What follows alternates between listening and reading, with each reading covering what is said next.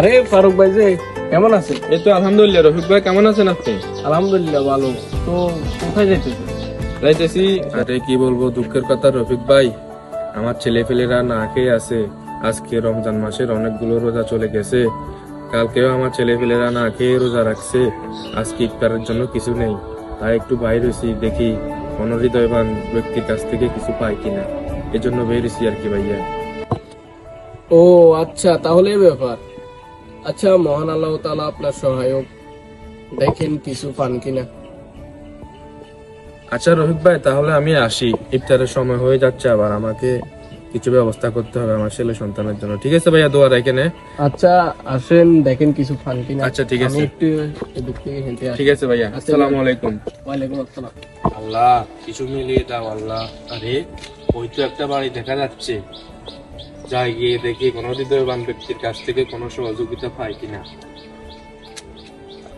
আসসালামু আলাইকুম রহমতুল্লাহ। ভিতরে কি কেউ আছেন? কেউ কি বাড়িতে আছেন? মনে হয় বাড়িতে আছে। ওই যে পাকের ঘর থেকে দোয়া উঠতেছে, গিয়ে দেখি একটু কিছু দেয় কিনা ওনারা।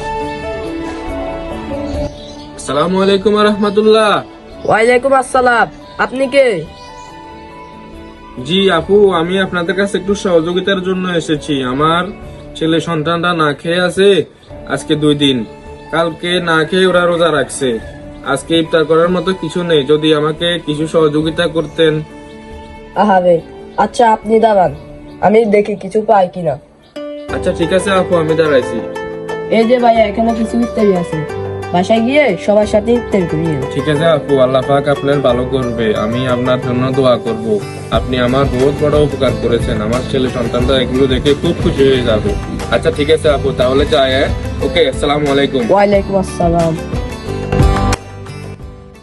আপনার পাড়া প্রতিবেশী এবং কি বাড়ির আশেপাশে এরকম যারা আছে সবাইকে সাহায্য করবেন।